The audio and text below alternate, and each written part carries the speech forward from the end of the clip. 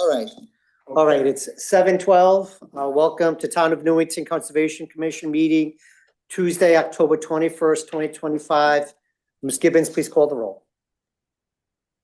Commissioner Anderson, Here.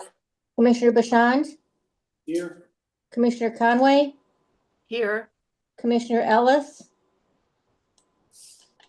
Commissioner Morris, Here. Commissioner Ostrinsky, Here. Commissioner Paskowitz, Commissioner Sadil, Here. Commissioner Wimett, Chairman Zellick. All right, point of order. I'm going to seek Commissioner Ostrinsky for Chairman Zellick for this evening, not feeling well.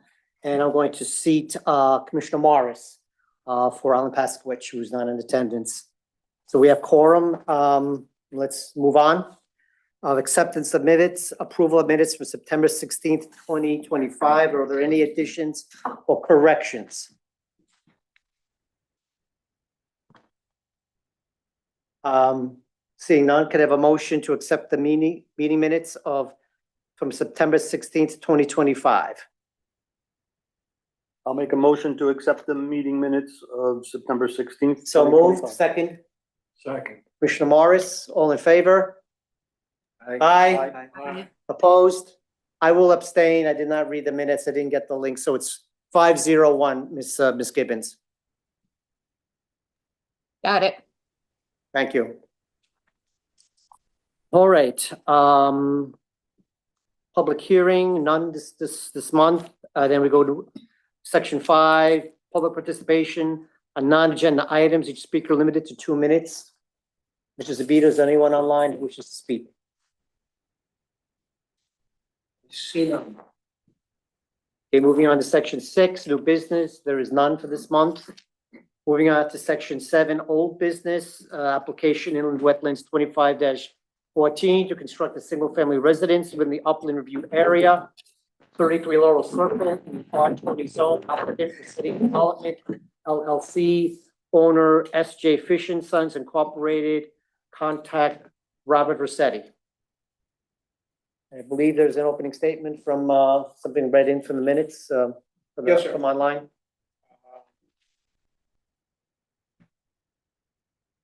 There was an email communication between Chairman Zellick and the commission that occurred after this application was accepted.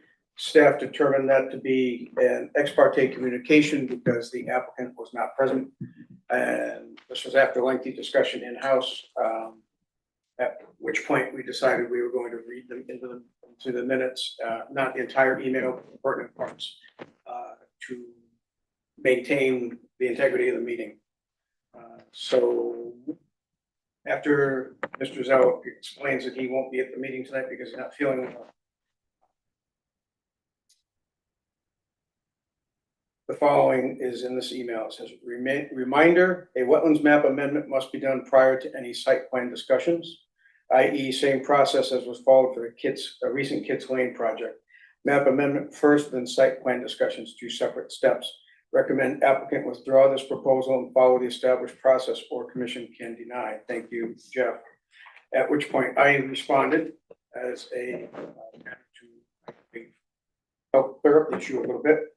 I say essentially, I do not believe a map amendment is required for this application. This is a lot of record in an approved subdivision.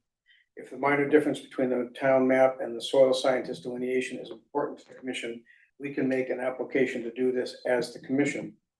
The difference is that this is not a major application such as Kitts Lane development or say the Rock Hole subdivision. This is a single family residence application and we have precedent for these approvals.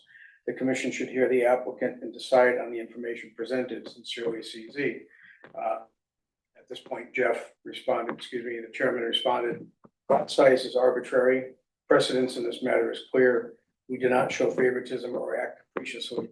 We obey the law and lead by example. End of matter. There's no further correspondence to this email. That's where it ended. However, as I stated earlier, the applicant was not privy to this, so this has to be read into. Stevens, that's now entered into the record, this application.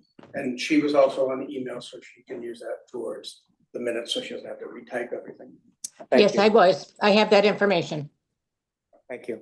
Can I just say something? What part was ex parte? I mean, this is our chairman. The ex parte part is because the applicant was not present in the I email. understand, but this was a procedural thing, and we did discuss this at the last meeting. We We talked did. about that. But we did not discuss it in this forum. This email was outside of this forum, Okay, so. but this same subject was discussed at the last meeting. Correct. But The this- applicant might not have been there, but it was discussed. Yes. So I concur with the chairman that, you know, you need a map amendment first. This is something for the Okay, commission let's to pause that. Okay, decide. so it was ex parte. Commissioner. So, we'll leave it at that. We'll let the applicant who's present speak, provide a rebuttal. Where's the hot seat? Where would you like me to be? Right over there, right over there. Stay where you are, it's fine.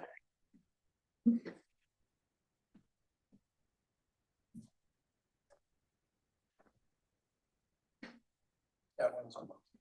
For the record, my name is Alan Bongiovanni. I'm a licensed land surveyor in the state of Connecticut. My office address is at 170 Payne Road. Good evening, everyone. Representing Robert Rossetti, Rossetti Development. This application before you for 33 Laurel Drive in Newington. We have a drawing up on the board. The lot is in an R20 Can that zone. be increased? Can we increase the size of that? Zoom in on that just so we can see for expanding out.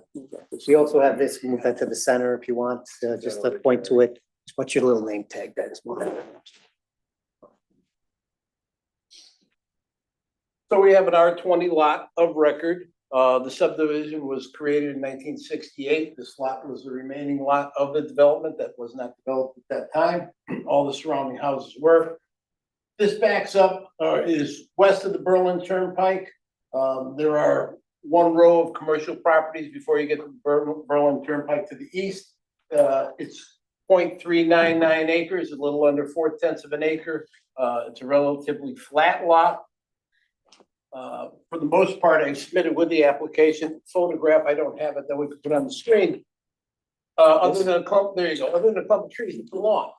And the neighbors have maintained it as a lawn, as a kind of like a park area, for many, many years. We're proposing to, develop this lot for the purpose of which it was intended and create a single family home on this lot, serviced by MDC sewer and water, in the lawn area, in the area that's not forested and not wetlands. When we first looked at, Can I pause you real quick? So behind those trees is Berlin Turnpike. correct, No, it's a motel. well, there's a motel on the other side. That's okay, but that direction is what I'm looking for. Please continue. So one of the first things we did, we hired Scott Stevens of Soil Science Environmental Services, because the wetlands map shows the entire lot being wet. We Let's know- show that on the map there, show the various lines there. So that's this line in pink, and then it follows this lot line down here and demonstrates or it indicates that that is what the town wetlands map shows as inland wetlands. We all know when those were created, they were, in some cases, fairly broad brush, not done by a soil scientist where the individual wetlands were identified. They were done, I'll let Scott talk about that, how they were created. But we hired Scott to come out here, look at the property and identify the wetlands for us. And with that, I'm gonna let Scott tell us what we have and what he found. Okay, so I'm Scott Stevens, registered professional soil scientist with Soil Science and Wildlife Services out of Rocky Hill. To maybe to address, go back to your point, as far as the old wetland lines, a lot of the lines that were taken from, like, say, the SCS maps and then put onto the town maps. My father actually worked for the SCS and they were looking at maybe, I don't know, 200 or 300 acres a day. So a lot of those lines that they did were just very broad, you know. Just from aerial photos. you think? Yeah, and not really, high intensity, like, you know, on site, real accurate delineations, like what we did for this site. So that's why a lot of the old town maps aren't necessarily correct. So in August and September 2021, I went out to the site, inspected the soils on the property, used the spade and Dutch auger to look at the soils. Generally, the auger's 4 feet long. Generally, I'm going down 2 to 3 feet deep, looking at the soil colors and textures, properties of, Do you have any photos of those auger, of those, No. no? no, but I dug several dozens. Mhm. Looked at the soil types, ended up classifying out the soil types on the site. The wetland soils I have is quents, which are disturbed soils, not natural. And then there's Scarborough, which is like a very poorly drained outwash soil. And then in the uplands, I had a lot of disturbed Uterton smooth soils, Hartford sandy loam, and the moderately well drained Ellington silt loam. So I classified out the soil types, and then where I had the wetland boundary line, I put up. On this map here, so these are native soils. This one, that's something that got pushed into the area through prior construction or anything. Those are probably native right to that. Yeah, when they built the road, there was obviously a lot of fill in that area. I did have a little bit of the Hartford, the well drained sandy soils up near the road, but a lot of areas had been smoothed out and pushed over, whatnot, but that was likely done years and That was years ago done- when That was done in the late sixties when the subdivision was built. and there was Standard practice. in the There was state a of, wetlands agency back then. yeah, There in the was state of wetland Connecticut, regulations. the wetland regs came in the early 70s, so this was actually done before there was even wetland regulations. So yeah, so I put up 9 flags along the boundary, and then they came out and they surveyed. Can you my show where that is on wetlands. the map, just to go in where that, Sure. to show where that, where you think the boundary Yeah, I is? have it kind of highlighted here. I don't know Yeah, if that okay. helps you at all. It's also here, wetland flags, 1, 2, 3, 4. So, Okay, so as you that's so can pretty. see- a little small on the map. They are Yeah. there. I just, So as my you can site. see, like only just this little part here is the actual wetland that extends onto this lot. And then the rest of it is all on the site. So question on this map here, this is Commissioner Anderson. sorry, Commissioner, yeah. You supplied with your report. Yep. What is the 33 plus 308? So the Those stand for? 33 is the Hartford and the 308 would be the Uterthans. Those So are the this will soil types. correspond with your borings then, that you No, did? no, it corresponds to the different soil types on page 2. USDA. But each of the numbers corresponds to. Chairman Strinsky. Sorry. Excuse me. Yeah. Each of the locations where those numbers are is. That's just Or- general. Yeah, just general. So that doesn't correspond with your. No, we don't survey the locations of each boring, so we just dig numerous holes around the property. And then as I'm following the wetland line, I'll dig a couple holes on the upland side of a wetland, and then I'll think of where I kind of want to put my flag, and then I'll dig a couple in the wetland, and I just keep narrowing it in and go along the wetland line with that. If I may, those numbers are, labels given by USDA on the different types of soil. That's all those numbers do is refer to what The it is. reference, you're You referring look to our at their reference. legend and say it's Scarborough loam, it's a Udorthin, an Ackland. or- So I will look at like the NRCS, the web soil survey, and I'll get a general idea of the different types of soils. And I actually go back to the old SCS maps too, because sometimes those can be different. The newer web soil survey, they generally don't show areas of soils that are like less than 2 or 3 acres in size.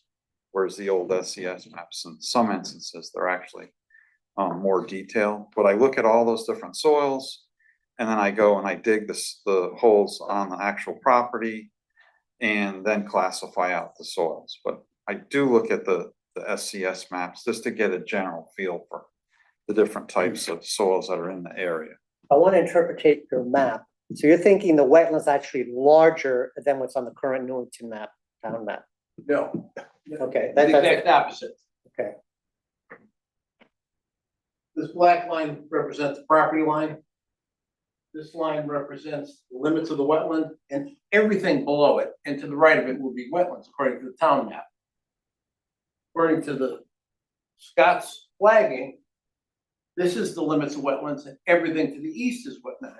To the east is wetlands. This is all upland. We've got an area that's probably 5 or 10 square feet that's actually on the property that would qualify as wetlands, In the wetland per se, qualify as wetlands. okay. And the 100-foot buffer from that, We didn't do a 100-foot buffer from this, it would be off the lot. But, you know, still, the whole lot would be within the regulated area. You know, part of here. Mr. Chairman, as just a point of order on my report, if you remember, there was a third diagram that showed the National Wetlands Inventory. Instead of Page 2 of his report, and that's something we reviewed as well. Yeah, and it's actually, that is on I my have that soil particular one. sketch map too. So you'll see that the most valuable part of the wetland is actually located to the south of this parcel. And so what we're really talking about is the difference between the town map, which was generated from the 1974 Soil Conservation Service map, and then enlarged and sketched onto the map that they used to create the original map. I have a copy of that, it's in the town clerk's records. So to quibble over the location of that particular line, I think is a little bit of a fallacy, because at that scale of that map, a dull pencil is a 20-foot wide swath. So it's important to note the source of the information our maps came from. And like I said, when the soil scientists that work for the SCS were mapping and putting those soils lines on the maps, they were looking at like 200 or 300 acres a day. And a lot of times they were just looking, like they say, aerial photos or topo maps and just kind of estimating things, so. Mr. Chairman, man. So I think you make a great argument for a map amendment, no doubt about it. I saw the site and I agree, it's a lawn, it looks high and dry, but we are bound by the town mapping, and I think this would set not a healthy precedent. So how much more difficult would it have been to present this as a map amendment? It seems like you did all the work already. Well, it'd be a whole nother process. It'd be an automatic public hearing. It'd be a significant fee and expense for the applicant.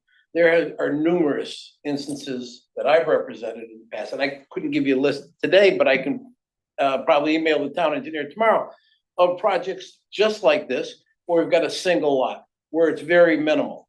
And we don't do a map amendment because it was never required It was never required. My by the predecessor, commissions or the staff. my predecessor agent had actually said that this process of when we do a map amendment and we don't has gone back and forth over time. Yeah, I don't remember any that we didn't do a map amendment. Usually, that's the way we like to do it. I remember some applications, boom, boom, boom, boom, boom, they just did that one One's lot. interesting because you pointed Even out though it has that's- 90-degree bends in there, obviously, so I thought that wetland line went across those other lots, but it doesn't, so that kind of works against you, I think, in this case. If you told me that this house was fully in the wetland, by the town map, then I would say, okay, there's some precedent there, but I think we're bound by our own map, so. So again, we have always been able to represent clients with the use of a professional soil scientist and surveying that and plotting it on a map and presenting that before the commission for smaller projects such as this, where the commission, I believe, because they never required it, and the staff also supported the fact that it should not be necessary for a single lot, single homeowner to go through that time and expense. I think it's a slam dunk what your work you've done already on it for a map amendment, but I am not comfortable with. Part of the problem with that is how far do you extend the map amendment? I mean, do you just look at this lot? That's all you That's can been do. done. That's been done. I strictly remember was one application, soil scientist came in, boom, boom, boom, boom. He came in. You can't go off the property. You can't extend it off the property. I don't know if you need to say my name or anything. Commissioner Ostrowski, So for the wetlands we have mapped now, if we do a wetland amendment, would we have to have you go out and do another survey in order to? No. No. It's just an application. That's what I said, they did all the work. property is concerned. Prepare another map, a separate map showing, instead of this being wetland, the line's gonna go, I think it's gonna go along the bottom of the lot, come up that little triangle and stop there. And then all this would be removed.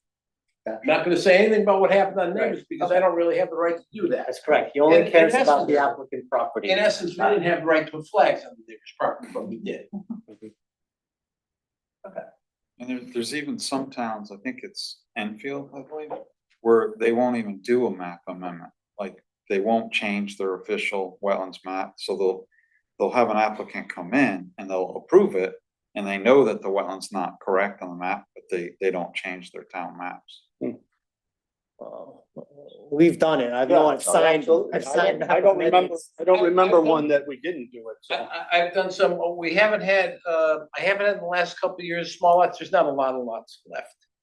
But over the years, we've had a number of them where, since this was instituted, because it wasn't always required, I don't remember the year it came in, probably in the last 20 years, that we've got wetlands, we've got town wetlands, we've got a soil scientist. We present the evidence, they question the soil scientist, the commission.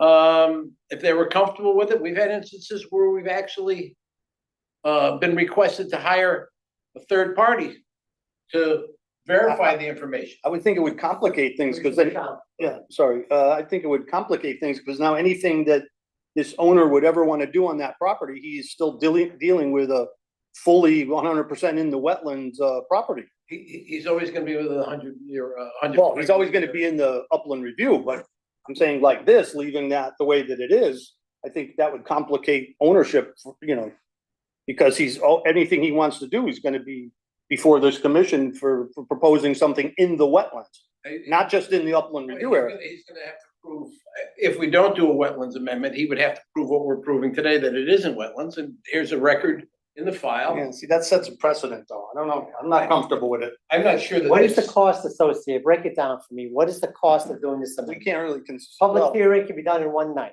right? Basically, right? So what is the cost of, we bear the The cost of? application fee is a $500 bill, isn't it? I think that's right. That's the start. Just in the What's a application. single family home cost nowadays? Well, It's gonna be a I $400,000 home, I understand what you're saying, but I think that's kind of a flip attitude. What's a house cost? So another $500. Well, it's $500 for that. It's $500 for me to do my end of the thing, if not more. Scott's gonna come back for another $500. So you're talking $1,500, $2,000 to get this done. It's not my money. That's wrong. No, we shouldn't This be is why talking we're about part of the money. reason You're why right. we're We at shouldn't be talking about the cost, because I'm I just think it trying to sets, say, it what's sets the a bad burden? precedent. Trying to establish the burden. Yeah. But I'm sort of leaning towards an amendment. You've done some work. I want to capture the data. Got the data, let's record it. So I mean, you did all the work. I'm sorry about the financial aspects of things, but you've done the work. I'd like to capture it. For posterity, when we're long gone, we'll have this information. If I may, Mr. Chairman, through the chairman to the town engineer. And I think that the town, the engineering department in past years kind of collected these Eric has told me that. and then done their own On these revisions. one single lot situations, the town has, at the end of the year, made the application to the commission to amend the map. Now, that's hearsay. Mr. Hinckley's not here tonight to speak to that. I think that's been the case more than one instance, but We collect them and at one point we decide, okay, let's update the maps. Yes, and this is They are- distinctly different from a subdivision, like a Rockwell subdivision, where the developer is responsible for the burden of doing that map amendment. Or the Kitts Lane, for instance, actually Kitts Lane was the opposite. We had to do a map amendment to add the wetland pocket. Mhm. But in the case of these small lots, this one, 23, Nathan Hale comes to mind, because that recently came in for an agent approval. This sort of thing was considered to be too heavy a lift, let's say, for a single home. And I don't know exactly why that was that way, because, Eric's been here 18 years, I've been here too. So I rely on him heavily. That is what he had told me. Was this lot previously, was this lot owned by an adjoining property owner? Is that why it was left unbuilt? no. So then I wonder, why did they never build on it? That's probably because of the burden of that wetland. If it would be different, if it was, I was thinking if the neighboring owner owned it and they wanted to have a big yard, a lot of times you see that. But the fact that it wasn't, We did, as you suggested, we picked this up at a later date. We make that a condition of the application. Would the applicant have to have the burden of that? what do you mean? I don't Well, the understand what you're question saying. there comes from whether or not the commission accepts the delineation as Mr. Stevens shows it, which I'm inclined to do. I recognize his expertise as a professional, and that of the locations as shown by Mr. Bongiovanni. In my role as an applicant and other commissions over the last 8 or 9 years, I was in private. Most of the towns I dealt with would have accepted survey and a delineation as a more positive proof of evidence than a generic map like ours is. And that's what the point I was trying to make to Chairman Zelik was that our map, it should not be considered as the holy grail where those lines are drawn. I mean, just the fact that it makes a right angle turn at the boundary and then at the bottom of that lot does the same. But it is Absolutely suspect. but If it you is have- the legal definition though. We have to go by the legal definition. We have here in our regulations that we're supposed to interpolate all data before we make a decision. And in my opinion, this is a superior product than our map. Yeah, I think it's a slam dunk for a map amendment. We can't put the cart before the horse, can we? We can't say, oh, we'll approve them so they could get started on their construction as long as they bring the map amendment at another date. We can't really do that, I don't think, but Well, Mr. Bongiovanni. I'm still of the opinion that you can't force us. Not that we're not willing to work with the commission. I'm of the opinion you can't force us to do a map amendment. of course. There's nothing in your regulation that says you have to do this. No, of course. But I know precedents on several applications over the years where we provided a soil scientist, provide expert testimony in his expert location. And we've compared it to the town wetlands map. Sometimes in favor of the applicant, sometimes in some areas not in favor of the map. But we were successful in getting an approval from this commission without having to do a map amendment, and not one instance. Well, I don't want to seem like I'm forcing you to do a map amendment, so Commissioner Bashan. I'll stop with that line of reasoning. So what is the rest of the commissioners chime in? Ms. Conway, you have opinion? You have to start with her online. Yeah, not having the historical information or not being as familiar as everyone else, knowing that map amendments were usually a part of the process. I would also lean towards that after listening to the discussion, but you know, I'm just trying to listen and understand better. I'm absorbing what everybody is saying. Right now, it's a difficult situation for me to make a decision on right now. If there were a vote right now, I don't know how I would vote, but I'm leaning towards the map amendment after listening to the discussion. Okay, thank you, Commissioner Conway. Go ahead, Commissioner Ostrowski. How would it work with, you were mentioning bringing in, kind of like these small things in one meeting at the end of the year and then doing a big map amendment based on that? How would that work? So Would the town bring something in the town front of would bring us? it. I would be the applicant. So, like any other town application, I'm typically the applicant for it as a town engineer. So this is like with the bus lot where I come into conflict with the commission from time to time. So I would be the applicant. I would have a presentation of some kind showing the lots in question. Let's say this gets approved tonight, this would be one of the lots. I'm sure Alan would be happy to provide me with his history. Eric Hinckley would tell me what he's familiar with. I don't remember there being another one like that this year, with the exception of the one at 283 Hillcrest that we looked at last month, which the commission ultimately gave me agent approval authority for when I received the additional information from them. So that would be one we'd want to do well, I'm not sure we'd actually want to do an amendment on that one. I'd rather leave the wetlands as shown and simply give them permission to put the fence up. So this is again, a case by case situation. What do you want to do? Do you want to change that map for that piece and put that rectangle in there? Because all they asked for was permission to put a fence up and take some trees down. I would say no. In this case, because you're building a structure, this is why he's here tonight, as opposed to, you know, something less significant. So if we tried to do something like that, well, how could we move forward and do as you propose, doing it as a batch change to the map? I would fill out the usual application and it would have in it a report from me stating the lots that we're asking to amend. This one potentially and any others. We have to go back in time, to And go back I in would time. work with Eric to find out what happened prior to my becoming agent, this is what, a year and a half for me now, maybe. And trace that back to the last time the town did a map amendment. Eric has told me that in the past, that's how he had done it. But he couldn't be more specific, but again, we've been very busy this week, I've got a $1 million project going on out in front, so this is, not just the back burner, way beyond the back burner. Sure. So if we went that route, Mhm. will that be acceptable to everyone, the town, the commission, and to the applicant? We did it that way? I'm not comfortable with that. That seems very odd that the town would be representing a private party for a map amendment.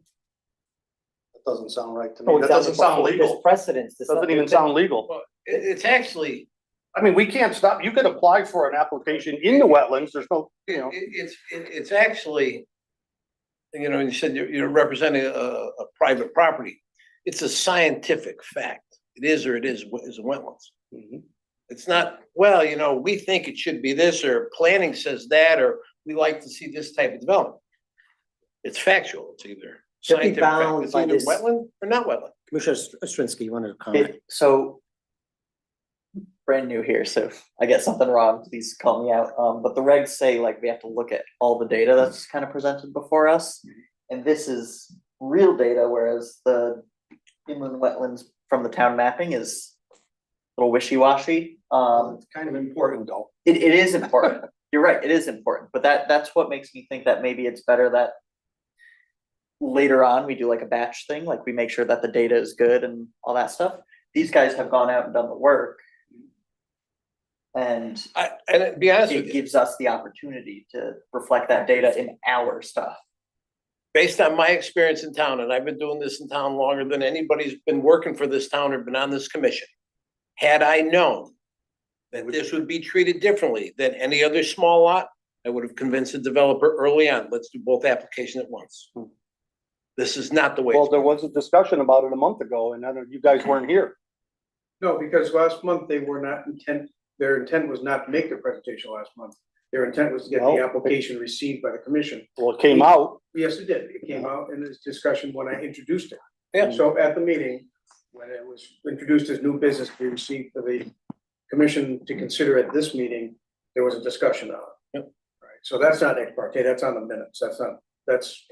I had discussion with, and I think it was Chris a couple months ago as we were working on this, you know, what are you doing? This is what we're proposing and, you know, this is what we have for wetlands, this is what it is, and in the past, you know, this is how we've done it. Okay. Commissioner Ostrowski. So question for you, Chris, where would we, my only worry about like kind of doing that batch stuff is where would we draw the line between having the applicant do it versus us doing that batch stuff in the end? Well, to me, it's easy to draw that line. A major development, a subdivision, a commercial development, a Kits Lane type of an application would be the burden of the developer to do. The single family residence, the guy who wants to put a garage up, it's in a wetland, the sheds and the other minor applications. Yeah, that's a big one, yeah. Which one? A lot of Pools. swimming pools in the Yeah. upland review area, we get a We lot. of swimming pools. And then, in fact, this is where our online version of our wetland map is a handy tool. I use that, if not daily, weekly, to look at an application, a building permit application, whatever. We do outdoor air conditioning condensers and determine whether or not they're in a wetland and as to whether or not we have to do an agent approval on those. Now, I'll tell you personally, I hate the idea of charging somebody $260 to put an air conditioner in their home in the middle of August. But that's the fee that's the minimum fee for an application to this commission. $200 goes to the advertisements and $60 goes to DEP. All right, that's just a start. All right, and then everything goes up from there. And that's something we do use a lot. We do look at that online mapping tool. But I also, if there's something about it that is suspect, too big or too small, I also use the National Wetlands Inventory that this commission has relied on in the past when they thought there was something like Kits Lane, where that wetland pocket did not show on our map, but it showed on the National Wetlands Inventory. So that's another tool. That's the reason it's in the report. So you can see, here's one source of information. Here's our map. It's another source of information. In this particular case, there's a third source of information, Mr. Stevens, which is essentially halfway between the two. And I can easily see where when he talks about how the upper part of that lot is disturbed soils, it's all what we used to call side casts from the plows when they were building the road and whatnot. And then if you look at aerial photograph, which, to be honest with you, with this laptop, I'd be hard pressed to be able to pull up yet another image. You can see where that wetland pocket from the national wetland inventory is very clear. And then the vegetation growing out from that, you say, okay, this is where it starts to become less clear.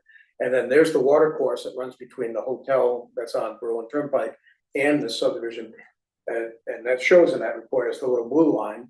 That's the connecting water body between the headwater of that little reach of stream, doesn't have a name, and then where it goes off to the south.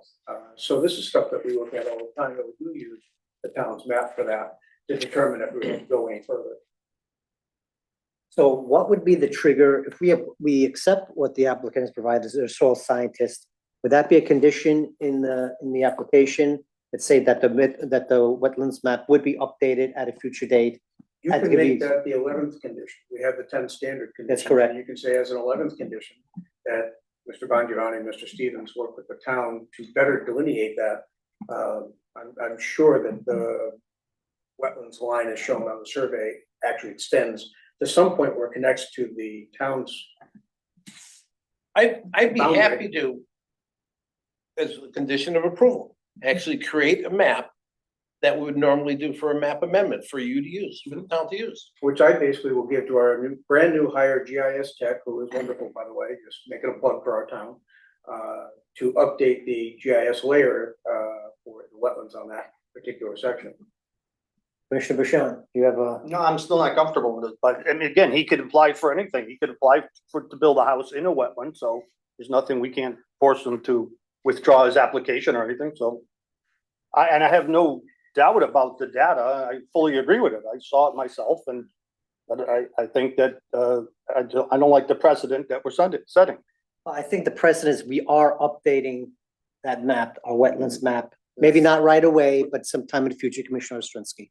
Would we be able to, I mean, it's too late at this point, but look at like previous map amendments versus approvals, see how, like, kind of what the precedent really looks like? I don't see why we can't. It will take a little research on staff's part. Frankly, until Garfield Street's done, I'm not even considering it. You know, let's say managing a construction project is more important to me than mapping a map amendment for the conservation commission. But yes, we can look at that. Things starting to quiet down around Thanksgiving here. And that would be around the time I would look at an application to the commission if that was so desired. At December, January, February timeframe when traditionally we're quiet. I mean, last year we weren't too quiet, we had Kits Lane, but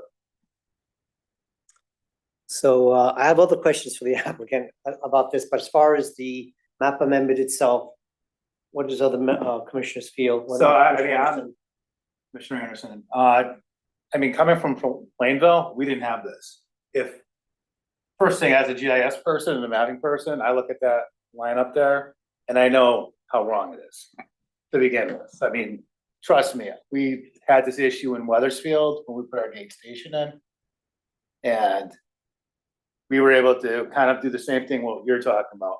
They showed us the data, we showed them the data, and town of Weathersfield was like, okay. So I mean, myself is comfortable with that. Cause I realized, like you said, this is older data that may or may not be accurate. I mean, basically the road and the lawn, you know, the mowed lawn, it's all up here and it's steep fill down to. And like an was obvious that line driving. created before or after the fill? Way Which, before. which changes, probably. which changes Yeah. everything. So, yeah. I mean, yeah, I, like I said, this is kind of a foreign concept to me coming from Plainville. We just would say, okay, well, there's your wetland line. We weren't worried about the town line per se. And just, that was it. There was no other updating of the map. No, they would update the map, but it was, you know, once we got the data, they would update their map accordingly. The town would. Yes. That's This was what, for a town project? This is for any project that was there. No, I'm saying, but you were working for this was on town property? Well, I was in the wetlands commission over there. Oh, So we didn't, I think that's what I'm saying, this whole map amendment thing. There's not a lot of towns that actually do the map amendment. first and then look at the application. It's usually just one thing. I'm only going by my experience, so. Commissioner Morris, what do you think? Listening to all arguments,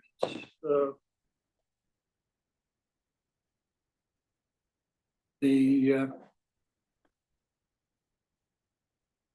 question, seems to be whether you want to set a precedent on a change. And it seems if someone wanted to say, what is the legal right way to do it? You gotta have a change first. However, in this particular case, everything else other than that particular legality, seems to favor the application. And there seem to be a number of ways to get around it. And, personally, I'm inclined, almost more like private opinion rather than a commissioner's opinion, to say this application does not look very, controversial. The work has been done.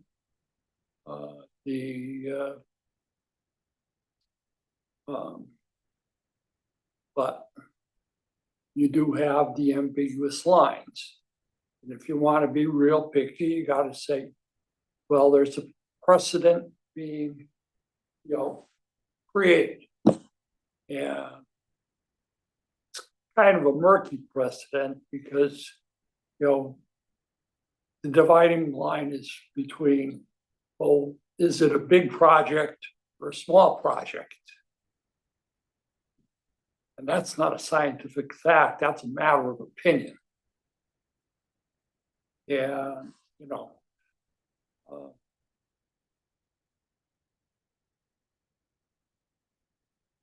I am somewhat uncomfortable with, creating a new precedent that you don't have to do anything, and just have an opinion on the size. On the other hand, a number of the workarounds that have been specified, I would say if a majority of the commissioners think, those are viable things to satisfy the discrepancy,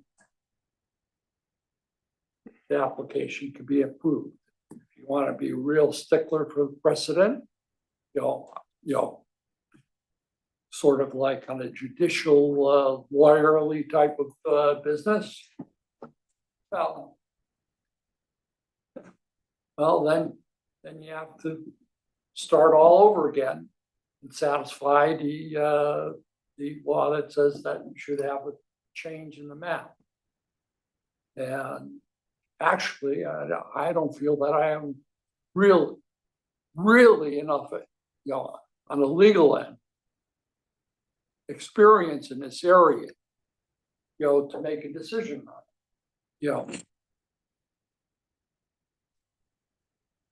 don't know if I clarify things very.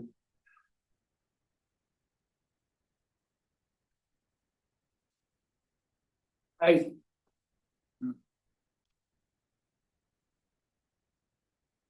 tend to lean toward the side of the side of, hey, soil scientists looked at it. Everything seems to be fine. You got a procedural issue. Small. I don't have that much problem with approving it on that basis, but Mr. Blanchard's right. He's got a point. He's got a legal point, and if you want to go with a vote, you can go with a vote or. Mr. Chair, can I ask the applicant a question? Sure. So if essentially have a map document into this commission for next month's meeting showing where that line truly should be amended to, and we can amend the application to include the map amendment. I could do that. I could get that done. Is your client willing to do that? Is this gentleman here? Yeah, Bob Rossetti, Rossetti Development. Hello? What was the question again? I apologize. So I'm looking to split the baby here. If Alan could get a map, I'm gonna call it a presentation because it wouldn't necessarily have to be an A2 or anything like that. But a product that we could use to amend the map and amend the application for the map amendment as a combined application. It avoids the additional fee because we've already got money that will cover the advertisement. In my opinion, I might be wrong about that, but I'm looking to come up with a compromise that would suit both you and you to get past this. We could do that if I could have a map completed within a week that would satisfy a map amendment requirement. We talk about the word precedence has been said a couple times and I don't wanna violate the precedent. You used it yourself. But the precedent for a map amendment. Chris, correct me if I'm wrong, but I don't think there's anything in the regulation says you must get a map amendment if you want to use a soil scientist. I believe you are correct. That's what I've been examining and looking at. There's no requirement to do that. It's the option of the applicant to do that. I know when I do it in large projects, did it on Culver Street, I did it on Rockhold, the biggest ones we've done in the last couple of years. Because there's obviously an advantage for the developer. There were less wetlands in the field, so there's less to argue about. Yeah, it's the advantage to the applicant because now you're asking, Prashant is speaking. you're asking to construct on something that's not wetlands. That's the purpose of it. But I agree with Chris, if that's legally permissible and can we hear both things at one time? So it would be kind of a map amendment and a continuation of his application. Public hearing. I would, well, yeah, that's. Can you do a public hearing in one night? Or does that have to? I've done it once. I got in trouble for doing that, but You'd have to open it and. close it the same night. That could be done in one night. Then reopen his application. Done. If it's doable. What would be the date of the meeting? Third week of November. Hold on a minute. I must have something with a calendar on it. I can't speak for the rest of the commission, but I agree with all the work you've done, and like I said, it's a slam dunk on the. If I may just ask, Bobby Rossetti. Mr. Rossetti speaking. In regard to, how's everyone doing? I have speaking entirely. In regard to the map amendment verse 18, what we're looking at doing. Regardless of the map amendment, the only information that I'm seeing is it's still gonna be within a regulated area and have to get the commission's blessing for anything we do. So that's why it's not required in the regulations to do a map amendment. So I don't get the point of the map amendment. Well, then you can't use your data. Prashant is speaking. We can't rely on your data that says where the wetlands are. We have to rely on the town data. But our data is verified. Yours is not. Yeah, and I'd like to, let's capture that for the record, for future, for people, when you're long and gone, we have that record of your The wetland work. Approval runs with the lands and not with the individual. The wetland approval will state, and our maps and our soil scientists and our data will be on that. So I don't see how creating a new map after the fact when it's built, no one's gonna look at it again unless somebody decides to build a pool or a fence. Yeah, I think it opens a whole can of worms because you're gonna have the owner there saying, oh, my wetland is here, but when you look at the map, no, it's right here. So every time there's any question on this property, there's gonna be confusion over it. No, but if you look even at if you've paid attention to the data of the town map and you look at the GIS aerials, it's a hard. We know all that. Yeah. We know all that. Because that was done after the subdivisions. They saw a vacant piece of land and then came the broad brush, but I'll defer to the experts, I mean. I think you're getting a good deal here. I'm being, we get your own public hearing, you don't get any fee, he gives a week to update the records, it's down there for posterity. That new homeowner wants to build a shed, he has an accurate map to work from. Put in a swimming pool there, it's done. But you're for the right, record. you still have to go. But you're right, he still has Yes, to he go. would, yes, he would. Yeah, And and it'd it's be not much a easier. guarantee still, but you, So I- you have our attention, but are you saying that you can't be here on that? I won't be here. But we could still conduct the meeting with your work, right? Yeah, I mean, we could very easily too put in a deed restriction. That it's built as is in perpetuity. I don't wanna limit the applicant or the owner, homeowner. Well, let me ask you this, how about 2 weeks from now? 2 weeks, we have the supplemental meeting, if that's gonna be an issue. We have our special meetings on would be 2 weeks prior. That would be on the 4th, right? Special meeting would be on the 4th. What would the rush be on that? Well, he can't be here. Yeah, I know, but if you provided your work and. The only problem with the fourth is it's election day. You I'm won't not be able sure to. Forget about it, forget Won't it. be able to- Forget it. Won't be able to do it on the fourth. We can do it on the 18th. Scott, are you available? Should be, yeah. Bobby will be available, and Brian in my office. You can answer any technical questions that you have. We'll have the map here, so we'll be able to do that. We're talking November 18th, November 18th. a month. Yep. Sure. Wonderful, there you go. I do have some other So questions. we'll need to table this just for the formality. That is correct, but I do have some other questions for the applicant. Switching gears here. What's this thing about the floodplain? Can you explain to the commission what this was? I saw This this on. is actually, the town engineer's report refers to it as a 100-year flood. This is 0.2% chance. This is the 500-year floodplain. This is not on a river or things like that you would typically think, but there are inland areas that, due to the restrictions in the drainage and the large capacity, or large watersheds, they do flood under big storm events. This is the 500-year flood. We're not gonna put the house within the flood zone, but to make it fit on the lot, we actually just skirt it. It's gonna be a slab on grade because there could be high groundwater and things like that when you got floodplains and, soils like that, so we're gonna stay away from that. It's a slab on grade building outside of the 500-year flood, which is buildable. I can build all the way up to the 100-year flood. But outside the 500-year. Question about, I'm sorry, that's that dark line with the circles in it, right next to the stockpile. Go right up. so where's the runoff gonna go versus percolating now? Where's the water gonna go from the So house? right now, the land slopes from the cul-de-sac out to this direction, the southeast direction. Now it will flow that way in the future. The only difference is we're gonna put a house here, so we're gonna create some swaling around the house, get the water to the same location it's going to today. Has those swelling been designed? I'm sorry? Has those swales been designed? They have.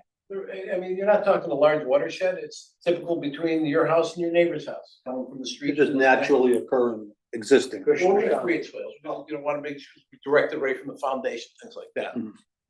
But basically, the water will be setting also in that southeasterly It's gonna have direction. the same drainage pattern before and after development. When we Okay. do our CO inspections on when these houses are built, we look, if the plan shows a swale, we look for a swale. That doesn't mean that 30 minutes after he gets the CO, he doesn't fill it in, but we don't expect that. It's pretty well drained, it looks like anyway. It looks like it's well sloped. Oh, yeah. no, You are aware that there's a temporary water course or intermittent water course, right, 20 feet off the property line there. They actually have And I think part of that's. they have a bridge over it. Yeah, and I Yeah, I think show that on my. that's the back of the little Motel, park that goes yeah. to the USA Motel. Yeah, I think some of that's water that comes off the Berlin Turnpike in various It areas. feeds that larger wetland that Chris made reference to. It goes all the way out to Churchill Park. What type of erosion controls are you going to have during So we've construction? got the typical silt fence around the site, all the down gradient areas. We've got our construction mat. We've got a stockpile in this area. I don't think we had any catch basins, so we don't have any need for silt sacks, things like that. The typical E&S controls. All right, those are the questions I have. I'll leave it open to the commissioners. No, I think that's good that you're bringing that up now, so he knows that, we don't have a lot of opposition to the plan in general, yeah. We'll prepare for the next meeting, get the information into Chris within the next week and be back to see you next month. Okay, cool. Thank you. Thank you. We need this. Yes, you want to keep that, Chris? No, unless you want me to scan it, and I don't. No, I can send you colors. No, just retable it. We're still within the, permit, right? We have 30 more days, correct? 30 on this application? I believe, yes, but we can do one more meeting without having to ask, for volunteers. So do we gotta do a motion to table or? Yes, We do? I believe so. There's All right, one let's on do here. Yeah, it says motion to table. Is there a motion on, I don't have a secretary tonight. Yeah. Motion to table, so, who wants to play, okay, I'll make the motion to table application, IW 25-14 to the next regular meeting of October, no, that's wrong. what do we say? It was November November 18th. November 18th. 18th. A typo there. So, Sorry. motion's on the floor, may I have a second. Second. Second by Commissioner Strinsky. All in favor? Aye. Aye. Got an aye on your original lips, Commissioner Conway? Yes, Unanimous. I, Okay, all For the right, record, who made the motion and who seconded? I made the motion. and the Commissioner Strinsky seconded. I think technically you got there first, but All right, you're right, I'm right. Doesn't really You're not offended, all but I right. appreciate it. Thank you. Okay, you stay right in front of me, I got your name tag right there. Commissioners, thank you very much. Thank you. All right, moving on to item 8, public participation on non-agenda items. Each speaker limited to 2 minutes. Chris, is there anyone on the line? Check. We have the same participants as before. We have 0 non-commissioners. Okay. Moving on. Item 9, communications and reports. Item A, agent communications. Just a moment, I'm trying to get the PowerPoint back up. Operation computer.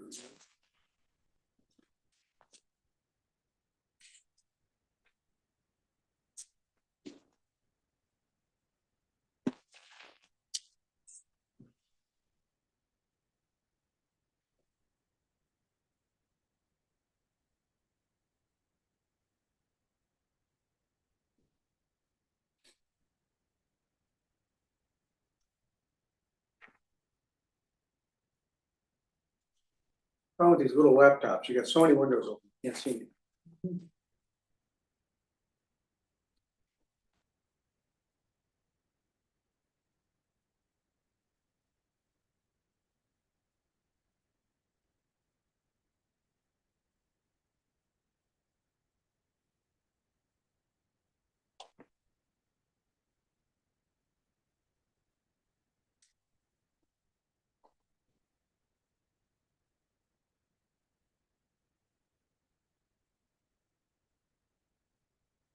Not what I wanted.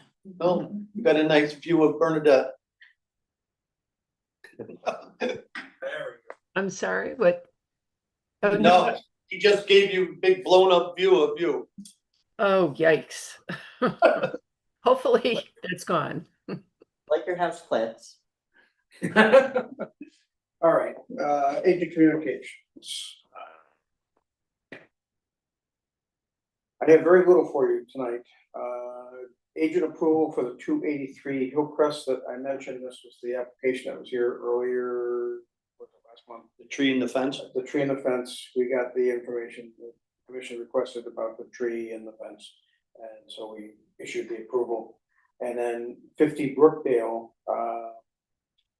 is imminent for agent approval, and that was after commission with Chairman Zeller regarding, the nature of it. So it's an existing house that was in the upland review area. They demoed the house, they're building a new house that is upland of the upland review area. So the agent approval is for the demo of the house that was in the upland review area, and moving it and destroying that one. So it was a pretty straightforward, easy. So the future improvements will be completely out of the. Correct. That's all I. Cool. Moving on to item B, town council liaisons and communications. We have Councilor Draco and. Too, yes. Well, it took me a while to figure out where everybody was. That's fine. It's like, You you want room.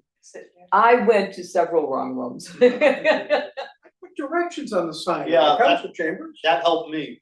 I didn't even see those, Hmm. but thank you for doing it. Can we, is somebody picking this up? Can we stay here? Do you want us to come up to the? Is this room being filmed? It is, I can hear them. Thank you. Okay, the Zoom people can see through the camera, but we're not looking at the camera. Where's the we're camera? just, we're fine. Cameras are in that. We're exhausted, we're fine. This was the October 14th meeting of the council and, well, we first started out with recognition of James Kropinski. He was, voted Connecticut Town Clerk Association Town Clerk of the Year for 2025, so, yes, yes. And Chris, thank you very much. You gave a presentation on the New Britain Business District Streetscape Improvement Project. With my cohort, my partner in crime, Yes, Paul Dixon, the town planner. yes, great Yeah, presentation. we should take our road show out and do this elsewhere. A lot, good questions, good commentary. We had a couple of folks, business owners from the area, from that district that came and spoke as well. What else? Discontinuance and sale of the Budney Road stub, which we had talked to you about at the last meeting. Let me pull up this. There are two portions that both received approval from the town council for sale. This was, for those of you that may not have been at the last meeting, it's what's called a paper street. Essentially, it's a little stub road between two pieces of property. One is they're very small. Let's see, 0.27 acre parcel that was sold by the town for $22,365, and then another approximately the same 0.27 acre parcel sold for $22,615. So that this is no longer town property. This it has now been bought by two individual members of the community. And then the only other thing that we had, and this I think is under new business, was the job description for a planning technician, and which will be someone that will, Chris, you might be able to, or Gail, if you want to just describe it a little bit. It's essentially another arm, another hand, another two arms for Paul in the planning department. I don't know if you have anything else you want to say about that, or any other questions that anybody else might have, or Gail, anything that I forgot. The only thing I'd like to mention is the sale of the Budney Road. Money, it was discussed and I think universally. Oh, yes. Unanimously, everybody was nodding their head. To put, it's not that it's found money, but it's not coming from another budget or whatever, but it's gonna go into the land acquisition fund. So. 44,000. Yeah, almost about whatever the 45, entire- yeah, close to yeah. 45,000. I mean, it's not a lot, but it's a statement that the town is still serious about protecting open space should some opportunities come on. Should be approaching Ball for that lion's share of Cedar Mountain. And that's it. Thank you. Quite welcome. All right, item C, Pond Life Research and Education. Commissioner Paskowitz is not online today, so I think we will waive that. Moving on to item 10, adjournment. May I have a motion to adjourn? Motion to adjourn. Submitted by Commissioner Second. Morris, seconded by Commissioner Bashan. All in favor? Aye. I. Unanimous. Have a good night. Thank you. Good job.